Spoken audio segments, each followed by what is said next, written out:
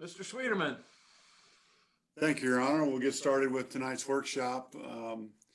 A few items to go through tonight, but before we get to that, as always, we'll start with the agenda for tonight's council meeting. Are there any questions or concerns about the agenda?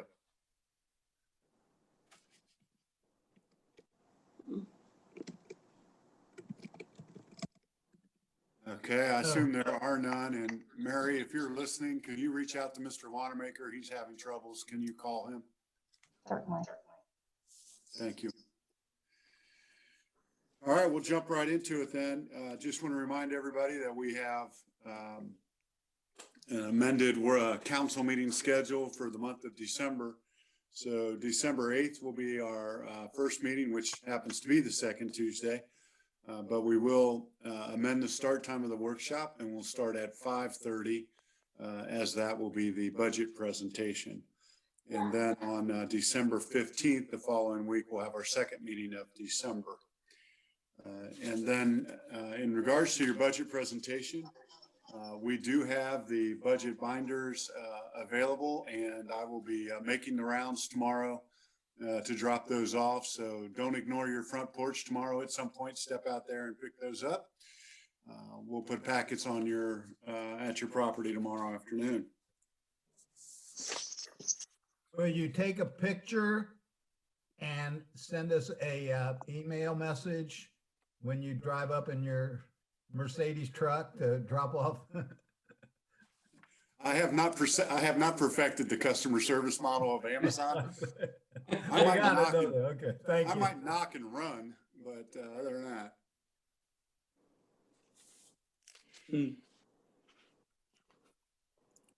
All right, so I would like to wait for Joe for my first topic here, and he just texted, said he's having problems, so hopefully Mary has been able to reach out to him. So I'm going to kind of fill some time here for a moment while we get Joe online.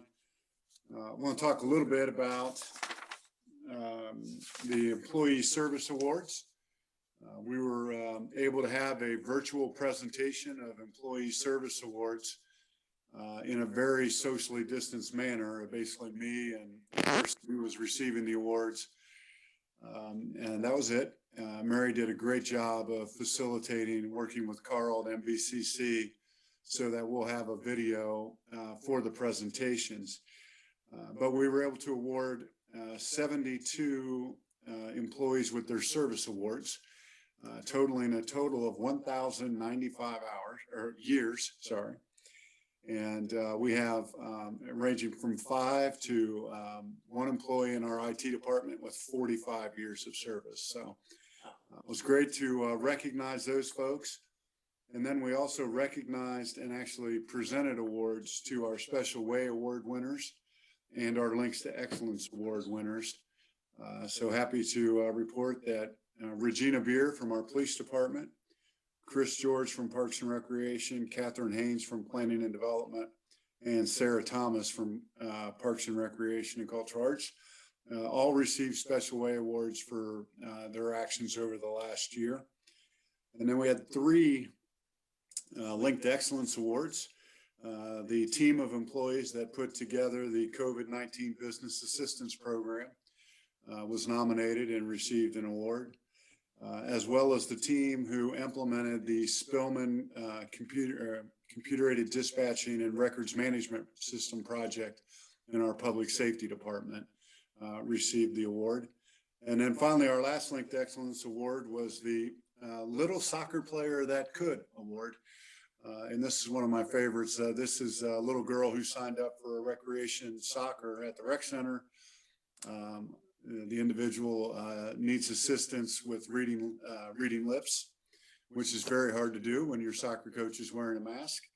And Anna and Jake over in Parks and Rec and Mary Lou worked with one of our volunteers, Mary Nell, and crafted masks that were approved by the Medical Society of all places, but enabled that kid to participate, that little girl to participate. And we had 2 soccer coaches who volunteered to wear the special mask. So really a neat story, and we were able to recognize them. And we will have video for you all to watch at some point. And If Mary is listening, maybe she can tell us when we'll have that video. We probably already do. I just don't know it. But we'll have it soon for you. In the meantime, could you send us a list of those winners, Mark? So we have, Yeah, in fact, Bruce, we're putting in your packet. You'll all receive the little pamphlet that we do each year for that. Okay, great. That's all. Thanks. You bet. All right, I think Mr. Wanamaker is here now, so we'll go ahead and I'm going to go back to the beginning of our workshop agenda. One of the items that Councilwoman Fisher brought to my attention was from MVCC and their activities at the board there. And Jackie and Joe jump in at any moment, but I'll kind of summarize what I believe the request is. MVCC is no different than everybody else right now and having some issues with their budget. And they have recommended that the rebate that's currently taking place stop taking place. And for those of you that remember, several years ago, before I became city manager, there was a 20% rebate of the franchise fees. So all the franchise fees go to Miami Valley Communication Council, and then they send back to the member communities 20% of that amount each year. For the city of Kettering, that amount is about $115,000. A few years ago, the rebate was reduced to 16% because we needed some additional funding for the Tactical Crime Suppression Unit. So we reduced the rebate to 16%, and that's actually the $115,000 that we now get. And now the council, the Communications Council, is asking that we alter that rebate. And essentially, if I'm not mistaken, Jackie and Joe, ultimately the request is to reduce the rebate to 0%, which would create a revenue source for MVCC of $400,000. So I know other cities are talking to their councils right now. I believe 2 of the cities have already approved the elimination of the rebate. And the rest of them are doing what we're doing tonight. Does Jackie and Joe, does that sum it up effectively? Yeah, it sums it up, except I think it's going to be temporary after we get the loop going and some incomes coming in. It would change. Hey, Mark, can we get, so we know when you say they need the money or whatever, what their past budgets were versus what they are now, so we can see where this revenue drop is, I guess, is what they're talking about? Yeah, I can certainly do that for you. As a member of GovTech, I review and approve all the budgets for MVCC as a recommendation up to the MVCC board. And ironically, the deficits for their budget is about the amount of the rebate. And it's really just a decline in revenue from the franchise fees because the younger generation, not me included, no longer has Time Warner and the other cable providers for television. So the franchise fee revenue has been declining over the last several years. And of course, that is the reason that I believe it's so important to get the fiber ring up and running and marketed and sell some transactions so that we can reduce the need for this rebate or the need for their deficit as they operate now. But I can certainly send you their financials. Yeah, no, I just was curious what it was. What was there things that caused an increase in expenses or just a loss in revenue? And what you're telling me, it's pretty much loss of revenue. Yeah. Well, and that, just to add to it, that the one thing that was, to me, that was, I'll say, slapped me in the face as they were discussing it is that as a consortium, one, it's reinventing itself. So what it used to be as from the cable TV kind of perspective to where it's going is kind of changing its complexion.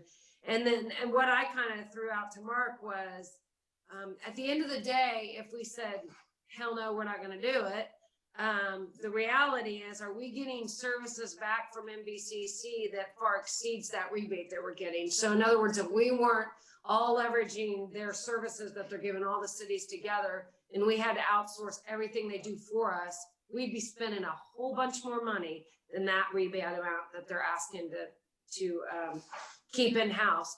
And the other thing, just to add to as well, is the staff itself with MBCC has, I'll say like us, tightened the belt, reducing the budget as much as they can. And that's maybe how it magically came out to that number, is they've reduced, staff, expenses, and they've just cut as low as they can without saying we're gonna have to shut the doors. And I think really from the general group, it was nobody wanted to see the doors being shut, because one, there's that great opportunity of the fiber, and two, even the current services they provide each city are far exceed the amount that we're getting in the rebate.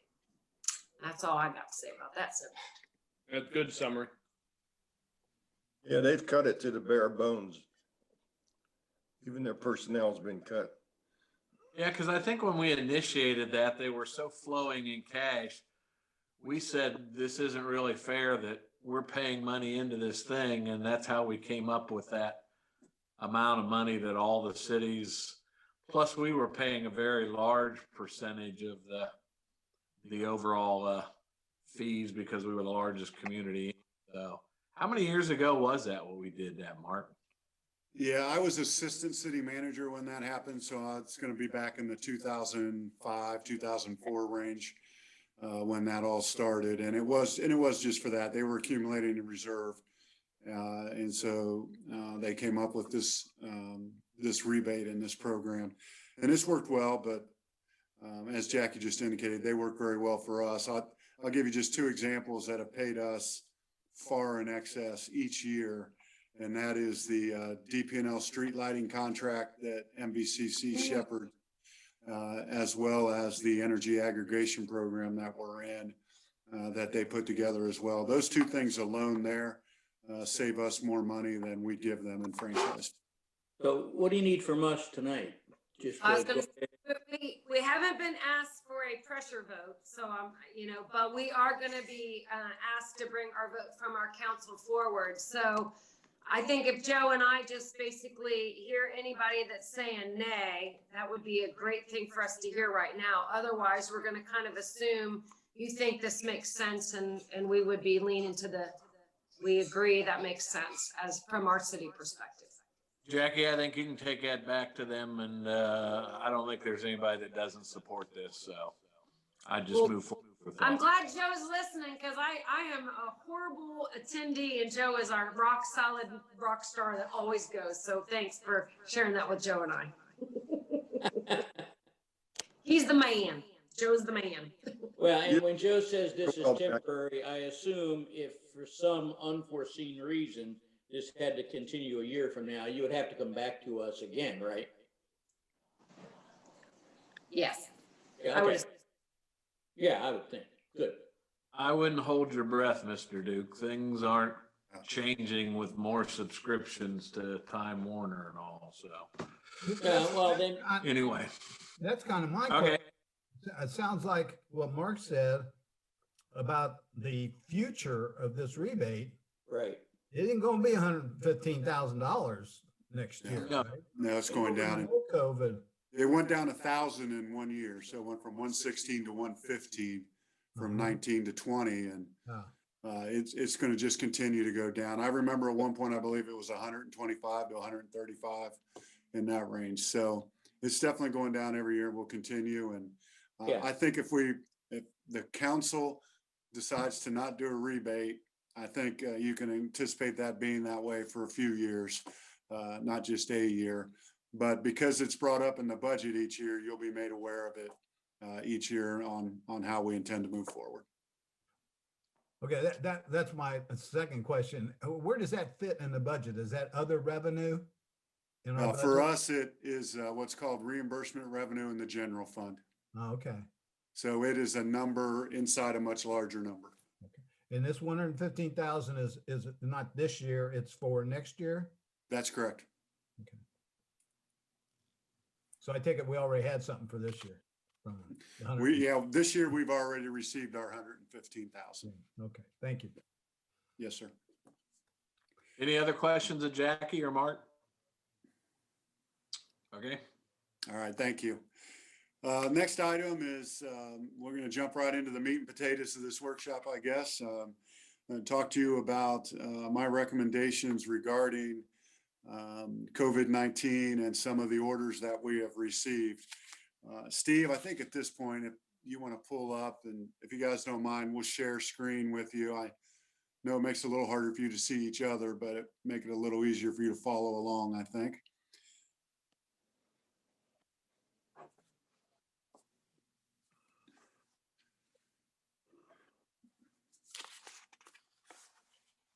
Okay, I think we're good. Great, thank you, Steve. All right, so the first thing I want to talk to you about is the work from home.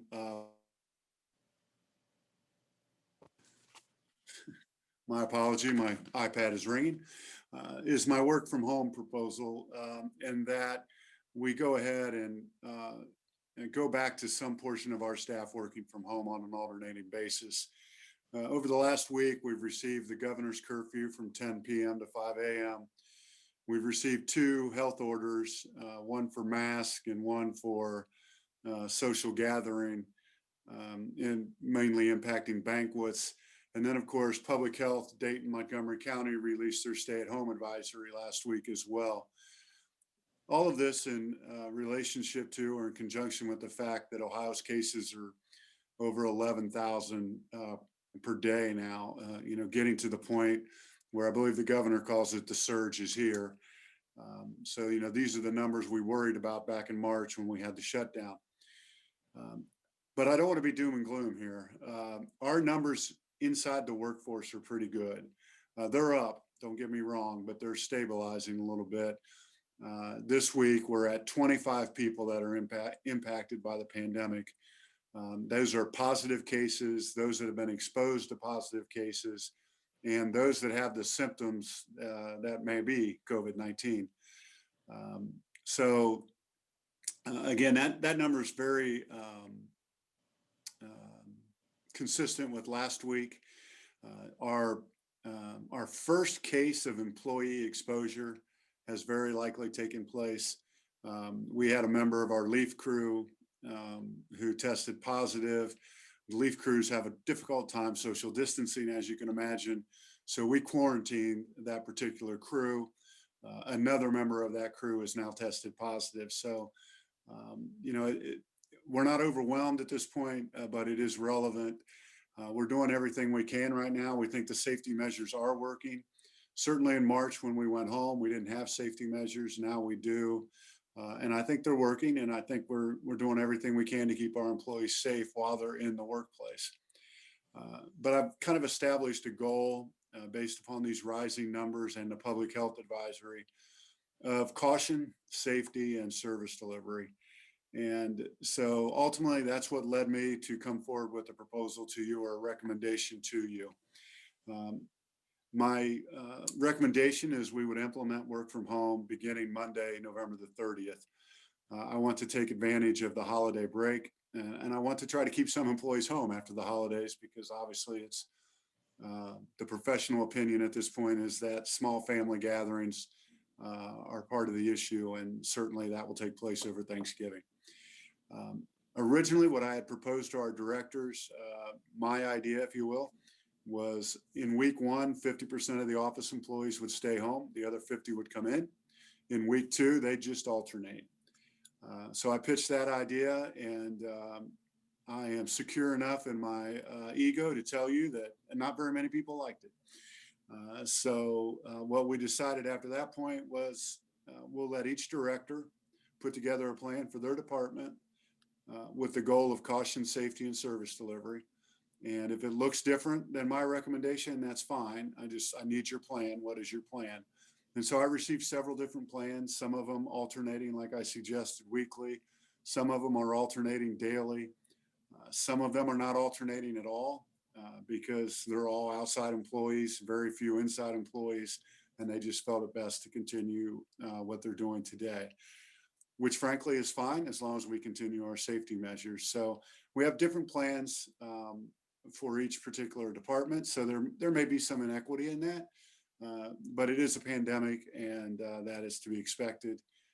And as long as we keep focus of our goal, which is caution, safety, and service delivery, we should be okay. I do want to mention that all offices will remain open. This won't be like March, where we closed some buildings to the public, and we had some office doors that were locked and no staff in them, for certain periods of time each week. The plan is all offices will remain open and staffed. Phones will be answered. We'll be just doing it with less people working from the office, with more people working from home. Everybody will continue working. It'll just be where they're working from that will change periodically. Steve, we go to the next slide. Hey, Mark, Yes, sir. does that impact the courts? That's a great question, Bill. At this point, the courts are anticipating to stay as is. They have not been closed by a higher authority, so they are going to continue to operate and be open. And because the ability to work from home in the court's operation is limited, they are going to continue to be in the office at this point. Question. So, Yeah. with my work, we have some sort of, I'll say, you need to be responsive even if you're staying at home. Is that the case within our city offices as well? So in other words, if someone needs an answer from, I don't know, I'll just make it up, planning and development, and everybody maybe is working from their home, which is fine. Is there some sort of expectation on return phone calls and stuff like that? Absolutely. Again, the goal is to continue service delivery. So as far as our customers are concerned, they should not receive any less service than they would if we're all in the building. So everybody will continue to be held accountable to get their work done. We'll still be processing permits and inspections and things of that matter. Although some of the inspections that frankly are not urgent, we are trying to avoid those. So an example would be if a plumber installs a water heater, we're not rushing right out to go into that house right now. We'll put that on the list. We'll get to that later. One of the things I have to address in this work from home model is also we've already have a policy in place to try to accommodate our employees who have kids in school. And when those kids go to remote learning, depending on their age, we have some employees that don't have arrangements made. So we allow them to work from home a couple days a week on what we call a temporary adaptive work policy. So that's what TOP stands for, temporary adaptive work policy.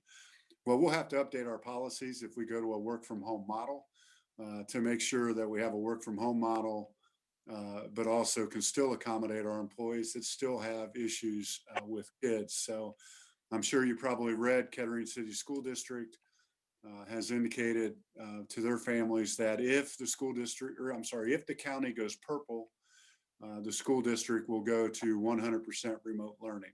So that'll throw a number of kids back into that home 5 days a week, and our employees will need to accommodate that, and we'll work with them to make that happen. So we're shooting for implementation on November the 30th. And we are hoping that, or we know that we'll need to adjust some policies, and we'll get the policies there. But the first goal is implementation. We've also kind of set a tentative end date. Yes, Bruce. Mark, if we go purple tomorrow, I think the governor's announcing the new map tomorrow. If we go purple tomorrow, does that change any of this, or is this the plan? So this would be the plan, and I think if we go purple, it's still the plan. We'll be able to function at 50% or so of the people in the office and at home, and we would use that same plan right now for purple. If the governor goes to shut down or the numbers continue to increase, I could always go to a more aggressive plan of at-home employees like we did back in March and April. But at this point, even if purple, this would be the plan. And without purple, this would be my recommendation. What we're suggesting for an end date is no earlier than January 19th. And this seems like an odd date, but this is the Tuesday after Martin Luther King Day. And frankly, all that does for us, I believe, is give us some cushion on the end of the Christmas and New Year's holidays. and allows some time for that to play out before we all come back into the office, if we were all to come back into the office on January 19th. So right now, I would say that's kind of our no earlier than date. Certainly, we'll reevaluate as we process through the month and decide when we should change our plan. But so that is my work from home recommendation. We've had a few questions. Are there any more? And Steve, Mark? maybe we should share screen while we have question and answer if we could. Mark, accepting that each community is different and unique within Montgomery County, how close is your recommendation for the plan to what other cities are doing in the area? I'll be, well, I'm always honest with you. I'll be direct with you.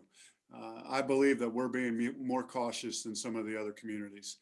Okay. The city of Dayton has gone as cautious can be. They've shut down all of their facilities to the public, including their government centers. And they have an aggressive work from home policy in place already for their employees. They still had about 200 employees that were working from home since March. So they have always retained some work from home, but now they've gone very aggressive with that work from home. However, some of the other suburbs are not there yet.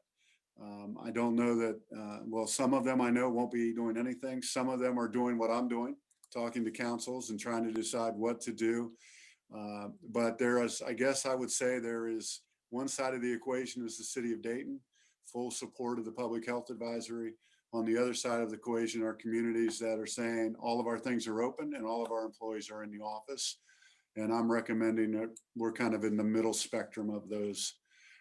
But there will be differences, make no mistake about it. And obviously that will bring folks who would like to question the decisions we've made on both sides because not everybody's doing it the same.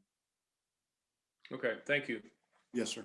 Mark, Mark, I read something of the CDC today that they were looking to shorten the quarantine times from 14 days to 10 days. Yeah. So I don't have any update on that for you, Mayor, but I know they have tweaked that number in different samples and different circumstances. And, obviously it does seem a little odd that somebody who tests positive can come back to work 10 days after they test positive, but the day before they tested positive, they exposed somebody, they're out for 14 days. So they're actually out 3 days longer. So whatever they decide, that's what we'll do. We're following CDC guidelines in regards to those lengths. And so we adjust our policies accordingly and our practices when that happens. Mark, question about maintaining service.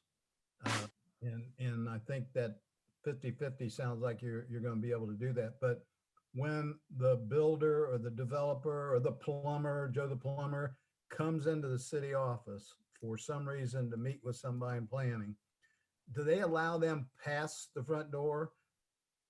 Do we check them for temperature or any of that when these folks come in? Good question. We have signage that they have to adhere to, which is wear a mask. And if you have these symptoms, turn around and head the other way. We are not checking temperatures of each visitor. We do require all employees to take their temperature at home or in the office when they get in. And then no, they don't go anywhere but one place in the building. So let's take the south building, where the council chambers are. If you're a visitor, you come into the front desk. Our front desk receptionist directs you to the planning and development department because that is the area that has the most space for social distancing. And it has a hard counter. So we were able to put plexiglass on that counter to separate them from staff. So if somebody comes to see me, they go to planning and development. I go through the employee entrance of planning and development, and I wait on that customer separated by distance and plexiglass. Tony, to give you an example though of just how frequent our visitors are right now, I can count on less than one hand the number of times I've had to go to planning and development since I returned to the office full time in June. So we are not getting a lot of personal activity, but under my plan, if somebody comes in, we will have enough people here to service them in the same manner that they would if we were all here. But the fact of the matter is, electronically, most folks are doing it that way. Plan review, permits, all of that. The electronic communication is the prevalent communication. Okay, good. Thank you. Yes, sir. Any other questions about work from home? Any objections to implementing the plan effective November the 30th? Nope. I see a lot of head shaking no's, so I'm going to assume that to go ahead and we'll move forward with the November 30th implementation for work from home. So I should tell you, since you deal mostly with my office, we will be alternating on a weekly basis, and myself and Mary and Amy will be in the office next week. The other 4 employees will be home, and then the week after that, those 4 employees will come in, and the first week's 3 employees will go home, and we will adjust that as needed for vacations and other things to make sure that we have the office covered. But I want you to know, and I want all of our staff to know and understand, just because we have less people in the office does not mean we're changing our policies. It is still required to social distance, still required to wear a mask, and still required that you conduct your business by phone and by Zoom inside the building. So, for example, I currently do not meet with anybody in person in my office. And that will continue to be the case even with less people in the building. So just wanted to make sure that was clear. Steve, with that, would you mind going back to the PowerPoint and we'll talk about our facilities options?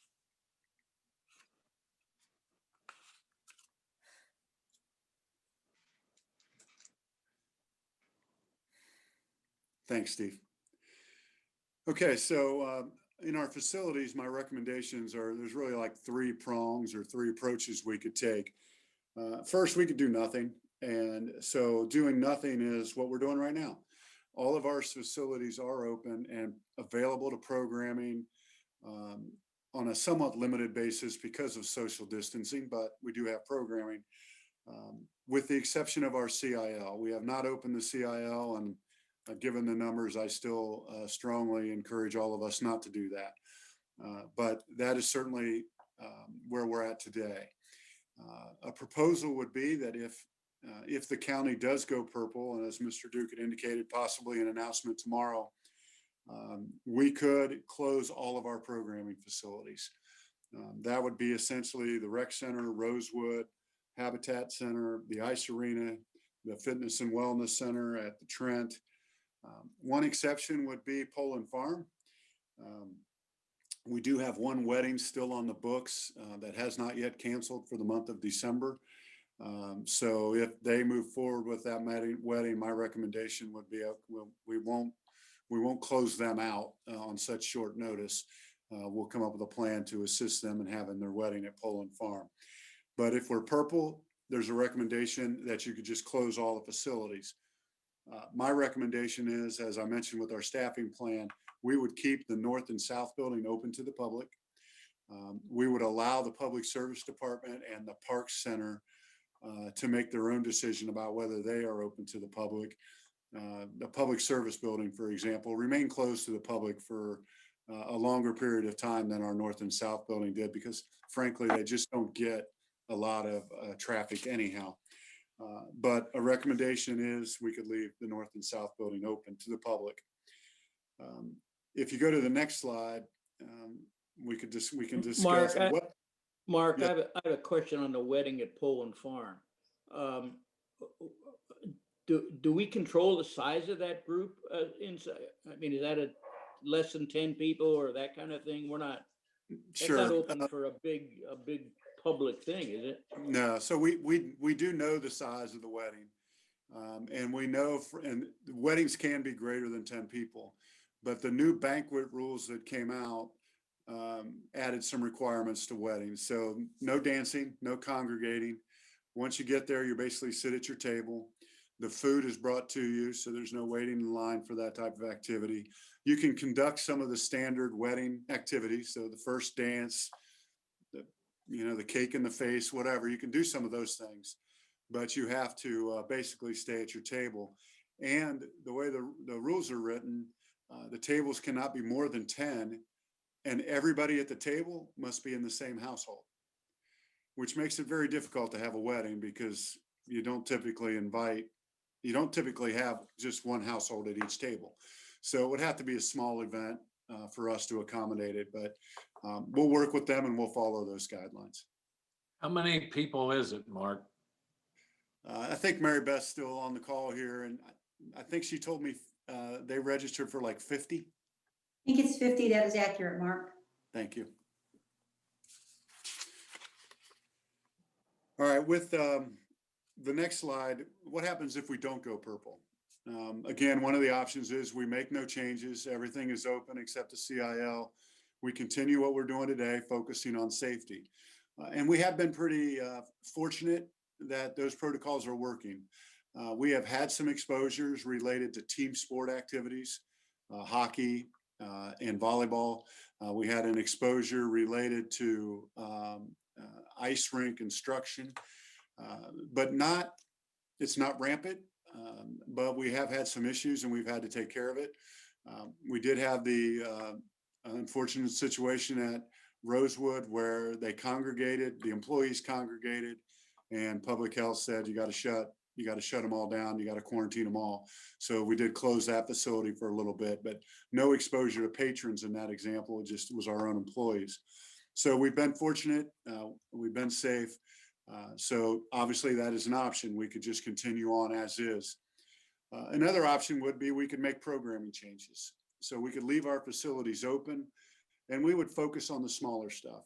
So the individual attendance, like going to the fitness center, we've already set kind of a capacity number for that.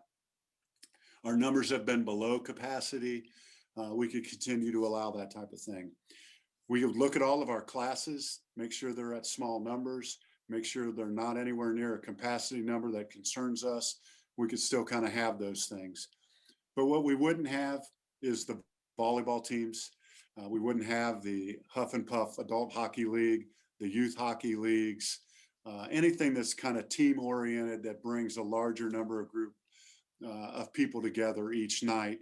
And frankly, they rotate, right? So, one volleyball team plays another team and then they play another team after that. And so, team sport type activity, larger activities would be eliminated. We'd end up having very limited ice time. We would leave the ice arena open, but it would be for individual users, very small stuff. We would postpone youth basketball. And if you think the phone's going to ring, this might be where it rings. Youth basketball at our rec center is very popular. If you've ever been over there on a weekend to watch that take place, or had the fortune that I've had to coach a few kids through that program, there are 450 participants signed up for that program. If we go purple, I'd recommend we postpone that and see where we go. So things like that would not happen. Again, if we go purple, we could close the whole thing. If we don't go purple, we have some options to look at.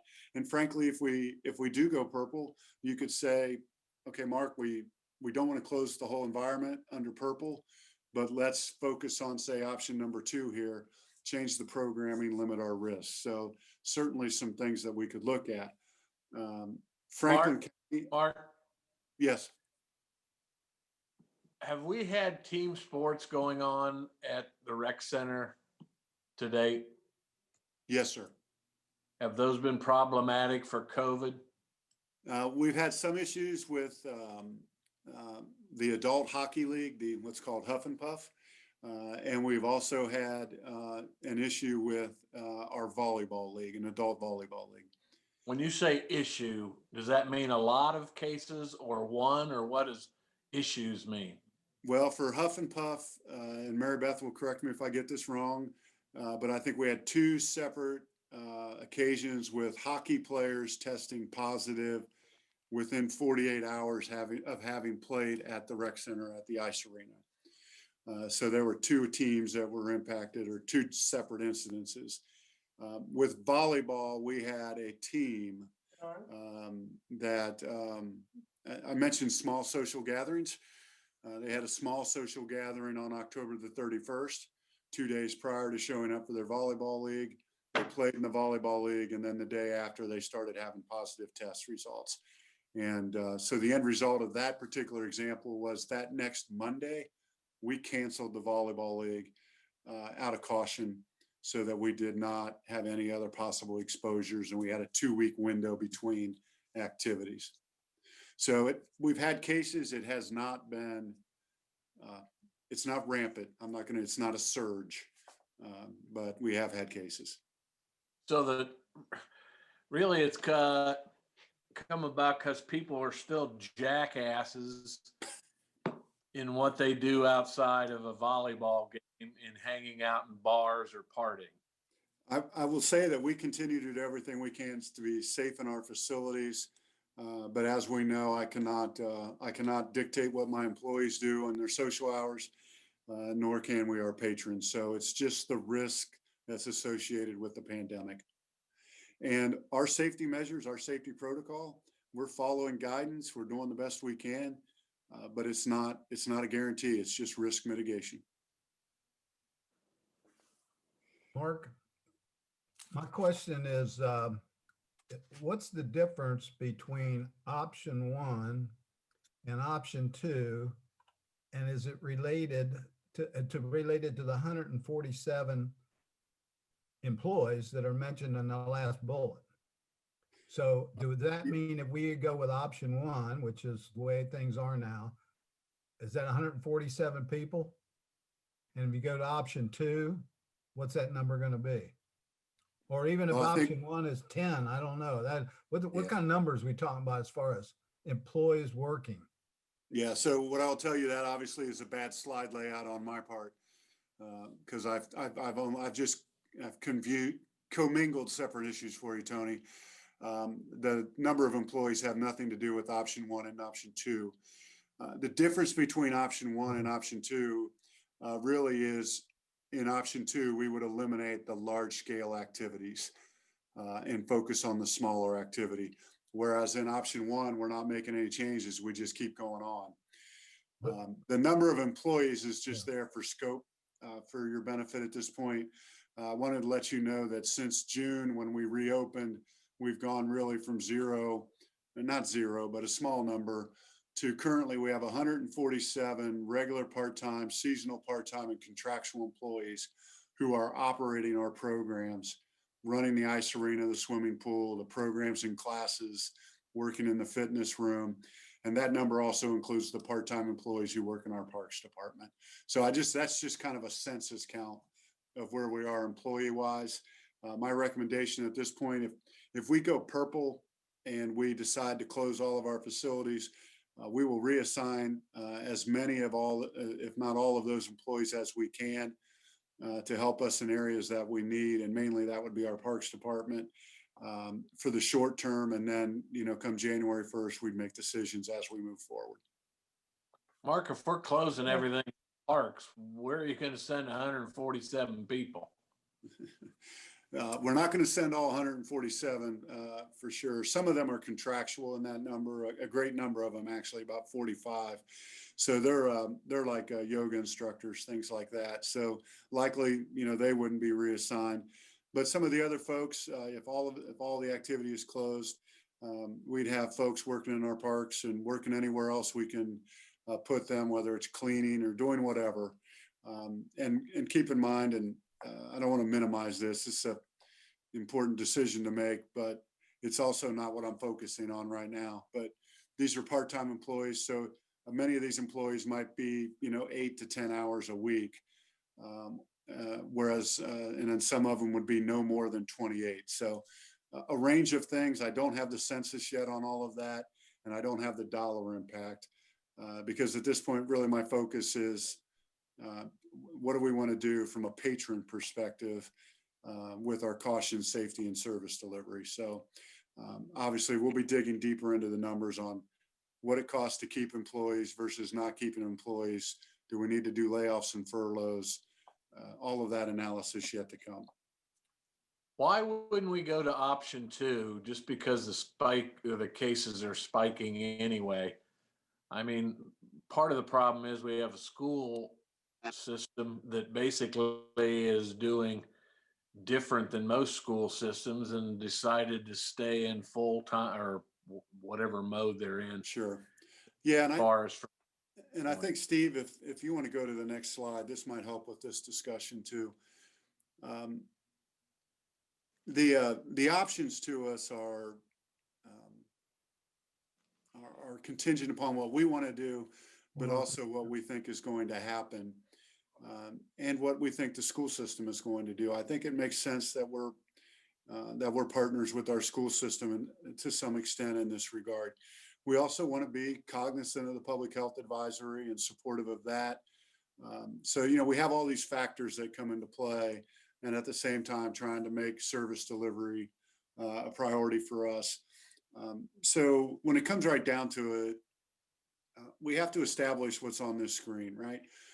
If we're going to do something different, then we have to establish the timing for that. And we also have to establish what we're going to do differently. And so my recommendation, as you know, from work to home is November 30th to no sooner than January 19th.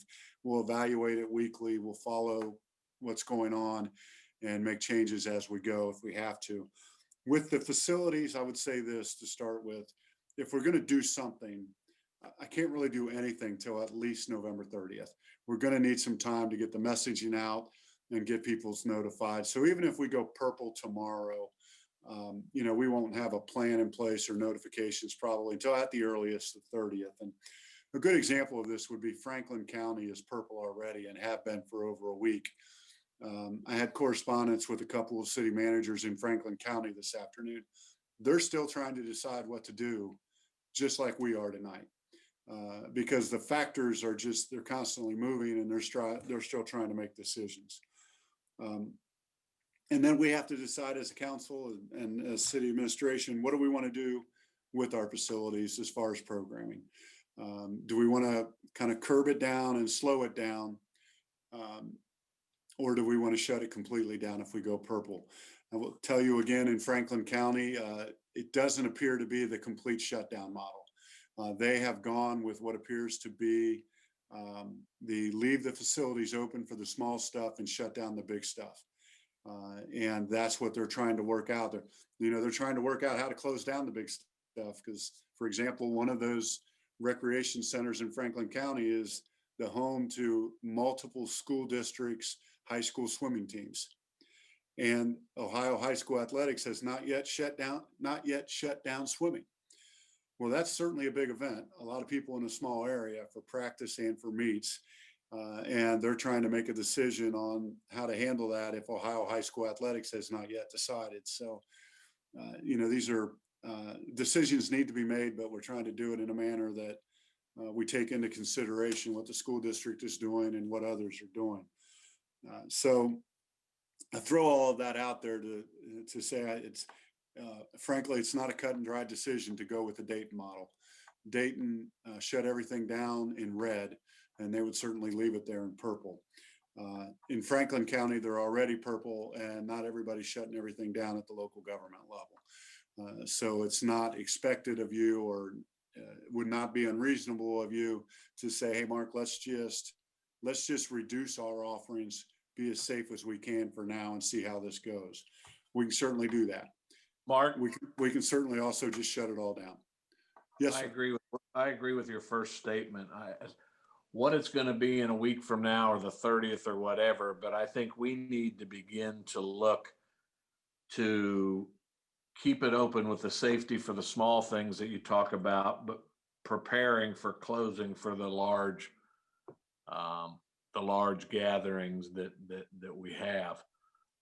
If things change drastically, we always have the ability to, if we're doing just small classes, to close the thing immediately. I mean, people just show up and there's a sign on the door and they can't go to the gym, or they can't go to the pool, or they can't go to whatever else it might be. But I'm really adverse to closing the thing down like Dayton. Ann and I have had a heated discussion as far as that. So I'm all for the safety. I'm all for keeping the things open for the smaller things while keeping a keen eye on exactly what's happening with things. So, I mean, the things that you told me and answered me of things of how people have caught this were large item type gatherings as opposed to somebody who uses the rec center to work out or somebody that walks around the track at Fairmont or something like that. But I think shutting down a whole city is ridiculous. Steve, I think at this point, maybe, well, before we go back to full screen so we can see each other, I will say this. What I don't want to do is be open one week and close the next week. That's going to be too hard logistically to do. So you'll see on the slide here, I said, so for example, if we did shut everything down for purple and then we went red in a week, when we shut everything down, we would basically say we're going to stay shut down until the end of the Public Health Department advisory, which is December 17th. But that may be a point that doesn't matter if we go a different route, but I just wanted to make sure we understand. I don't want to be open Monday and close Tuesday and open Wednesday. That's not going to work. So we'll have to set some end dates when we do all of this. With that, Steve, I think you could probably go back to full screen for everybody so we can see each other. Thank you. And I'm listening. Any other comments or suggestions on what you'd like to, where you'd like to go with this? I think it's a good plan with your dates of end of November to December. If I had a choice on the not purple, I like option 2. Okay. My vote.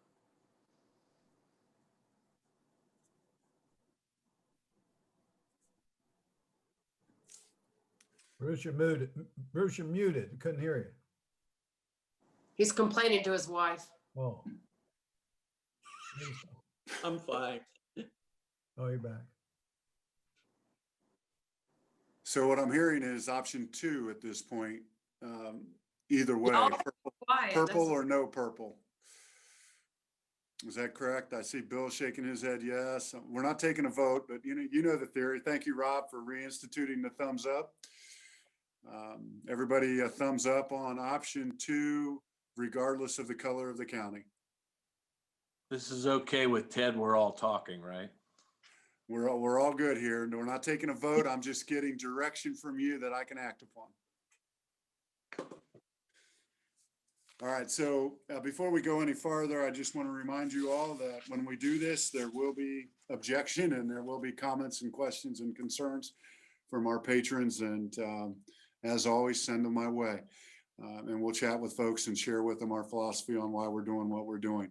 It's a difficult decision, and I appreciate your time tonight to help us make it. And we will start shortly after tonight's council meeting, starting an implementation plan. And when we put that plan together, we will get you a copy of it so you know exactly what programs on a large scale are going to stop. It will be some of our patrons that you've probably have heard from in the past, and that'll be our ice arena. Because if we go to a reduced option 2, that will mean team hockey type activities at the ice arena will not happen. One thing in the ice arena, though, we will have to figure out is Ohio high school athletics again.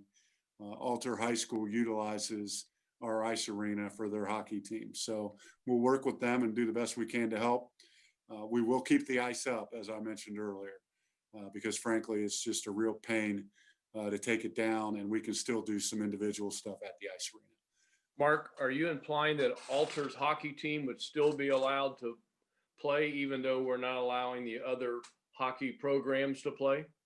I am implying that we're certainly going to have a discussion with them to see where they're at on that, because, and as I mentioned in Franklin County, that's one of the things they're dealing with too, is how to handle hockey and swimming because of Ohio high school athletics and the athletic directors. So I don't know the answer, Bill. I would think that certainly would be rather hard. have no teams, but at the same time, I don't know what the high schools are going to do. Yeah, I would have a harder time, I think, talking to somebody who's program was closed out on them because of COVID. And then they see the next night here, Alter's team comes trotting in for their program. Sure. That seems discriminatory. I don't like that. Yeah, and I agree. It's going to be a little All more or none. difficult. You're going to close one program, you close them all. Yeah. Mary Beth, I hate to put you on the spot here, but does Fairmont High School utilize the rec center pool? Yes, they do. And our Okay. recommendation, Mark, if you remember back, is that we've asked the high school to just reduce their numbers in the pool if they care to continue.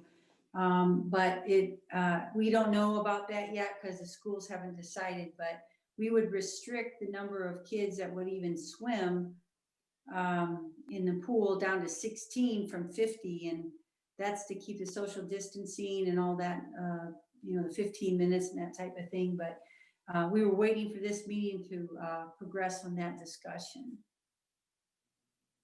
Thanks, Mary Beth. Mark, would it be difficult to include when you send us something, the definition of big stuff versus small stuff? Yeah, I mean, we're when we all send you talking the, about, well, it's the big stuff we're going to shut down maybe, and the small stuff. But what is it then? What where would you draw on the line?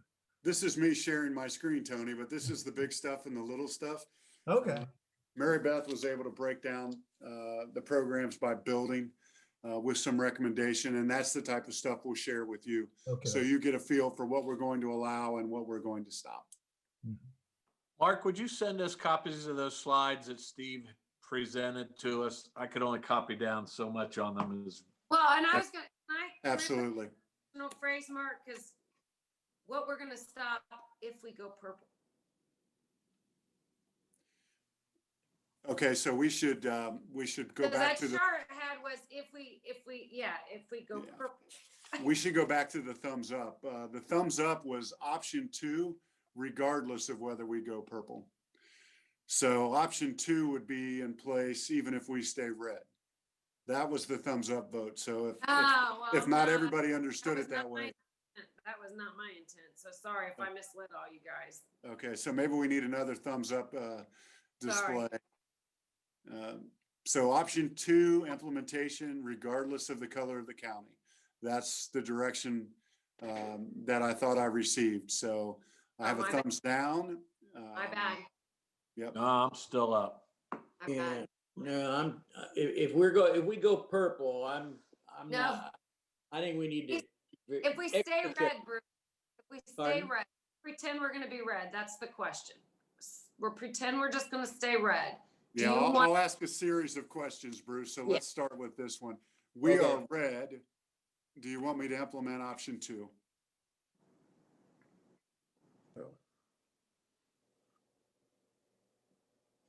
For red. All right, I so don't if we're want- I red, don't want the basically what you're large saying is stuff we're not going to stuff. make any changes. Yeah, I don't want to make changes right now for red. I want the basketball to go. The 450 kids that the parents have chosen, knowing that there's a risk, just like there was a risk when there was soccer.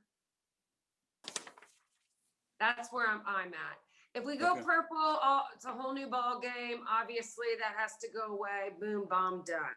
Got it. And I do understand a graceful slowdown. I get that too. Yeah. Okay, so we didn't see many Schools are, thumbs. especially if the schools are still in session. I hate to stop our services when the schools are still in session and there still could be activities. All right, so now I'm going to What's gonna rephrase that be- same question.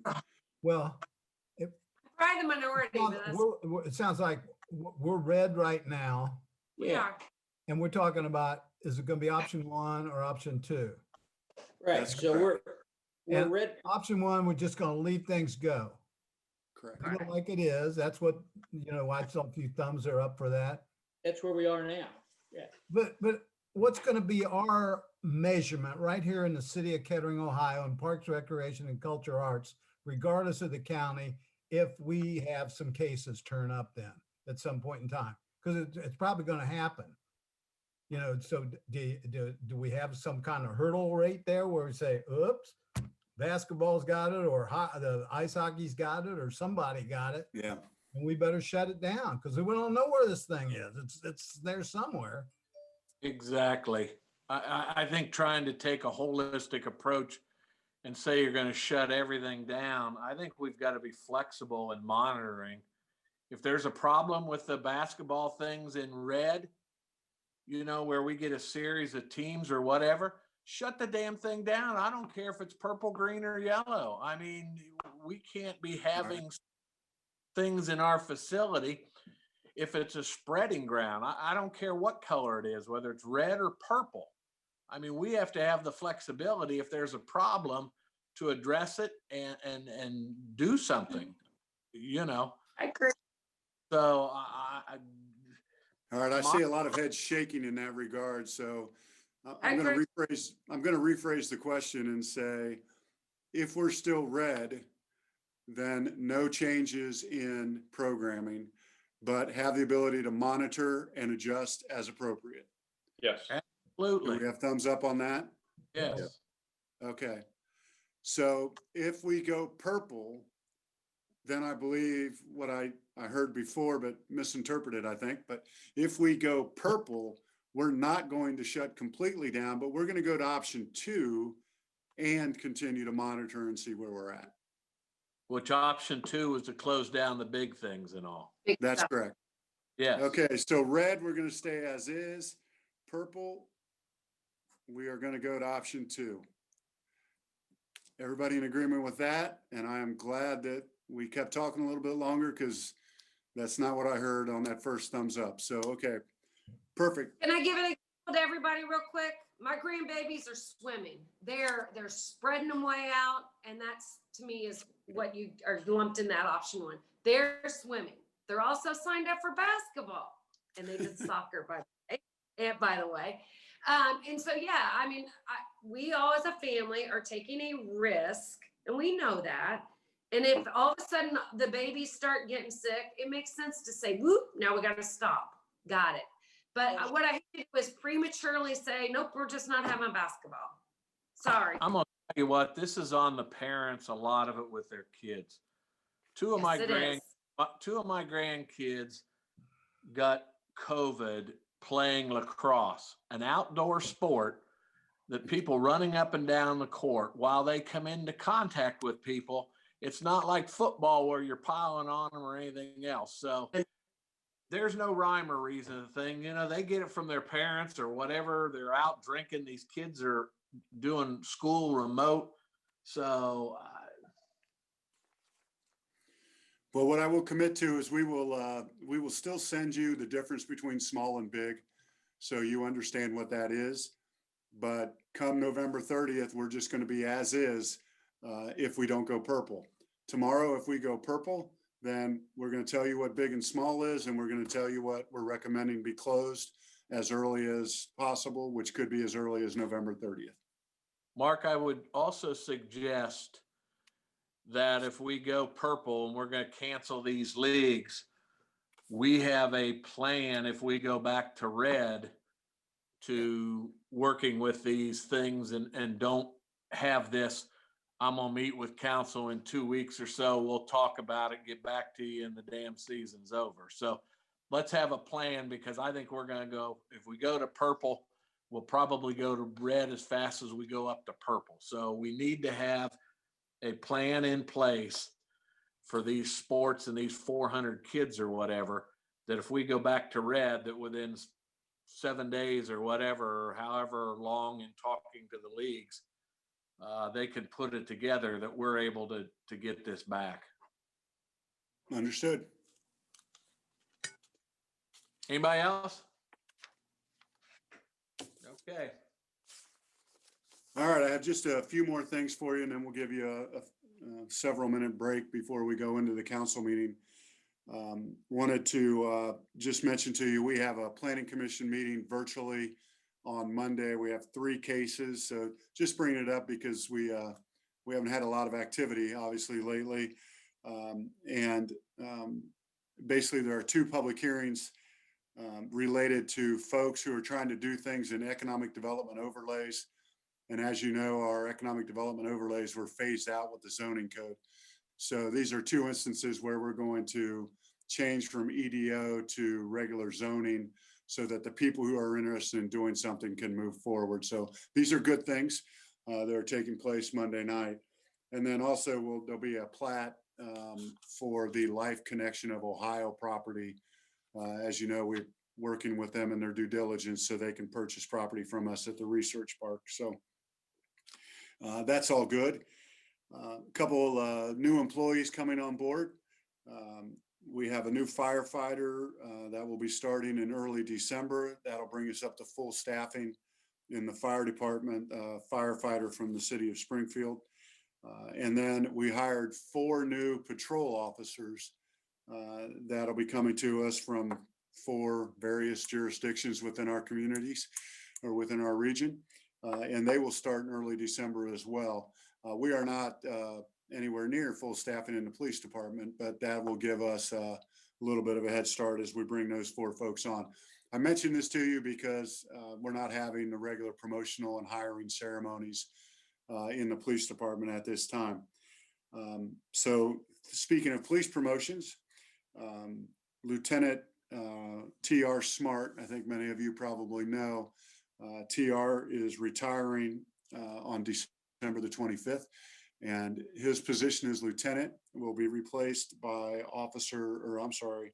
Sergeant Clint Price. So Sergeant Price will be promoted effective December the 7th in the police department. And someday we'll get back to the regular promotional and retirement receptions that we all know. I want to mention also that open enrollment for our health insurance and other plans was completed last week, and we were able to achieve 100% compliance. And that's great considering we had no in-person enrollment meetings. So all of our employees were able to get the job done virtually this year. So we're very happy about that.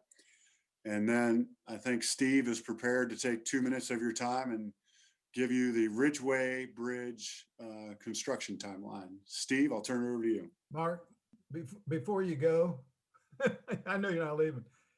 You were going to give us an update on that thing I saw in the paper next to the obituary the other day? I did indeed do that, sir, and you have an email in your inbox tonight.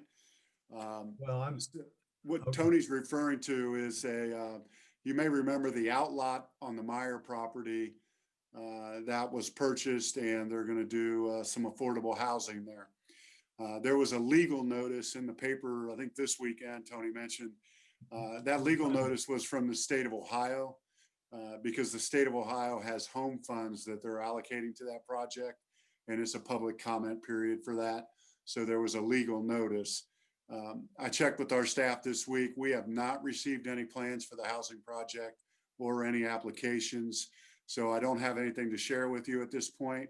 The developer is still going through the approval processes with the state for potential funding and working on their plans that they have not yet submitted to us. So I had some hope there for a while. I might be able to show you pretty pictures, but we don't have anything at this point.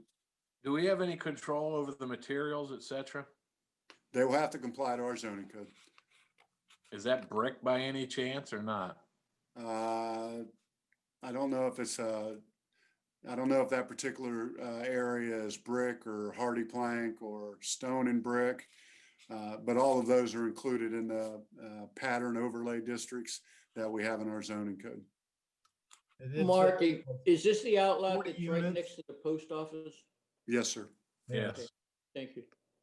And that's been looked at several times, including from, what's his name that came to talk to us, so. It goes back I to would- Vic Green, yeah. Vic By Green no was the means am I realtor. calling this a done deal. Something's going to happen. Okay,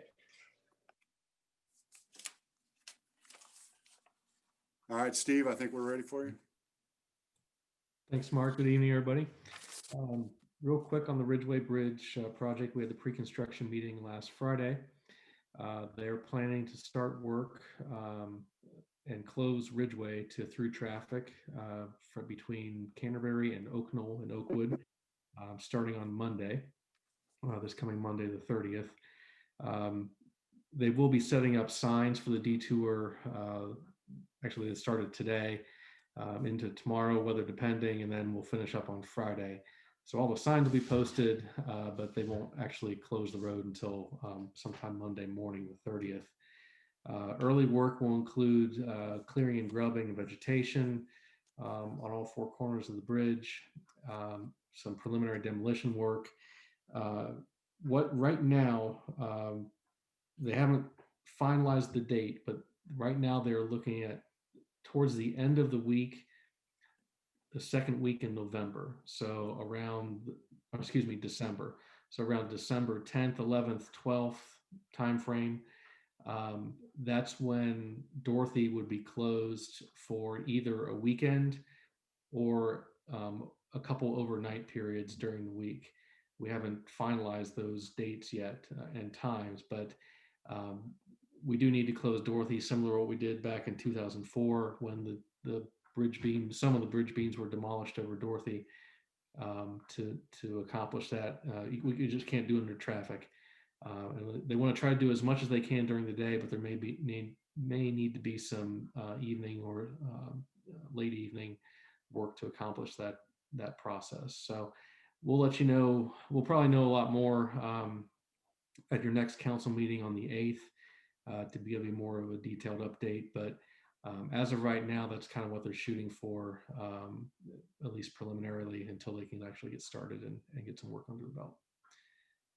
Steve, did you solve the shrub problems with the people I keep getting letters and calls from?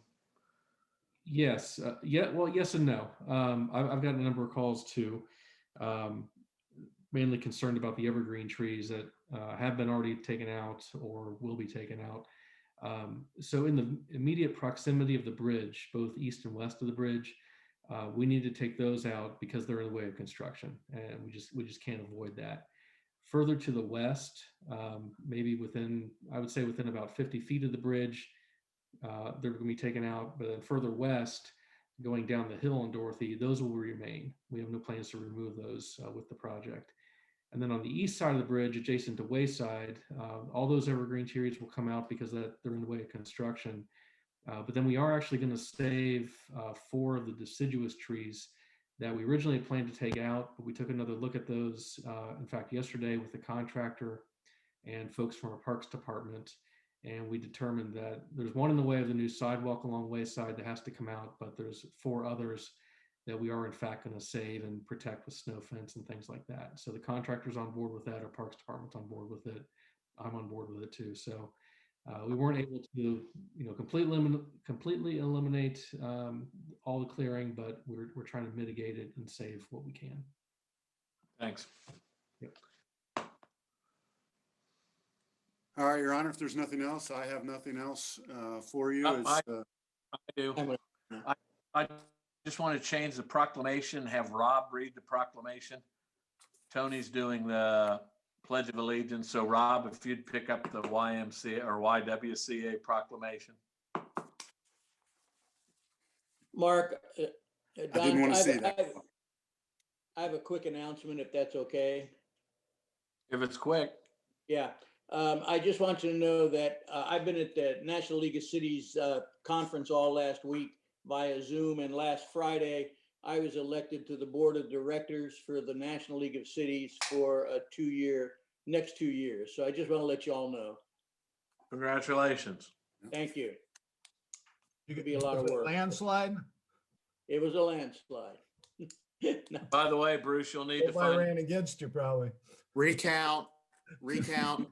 Bruce, you'll need to find another way to get downtown with that bridge being closed now. So I know. I went over it today and kind of just went real slow and cried a little bit. okay, well, Well, we'll work it out. see you later.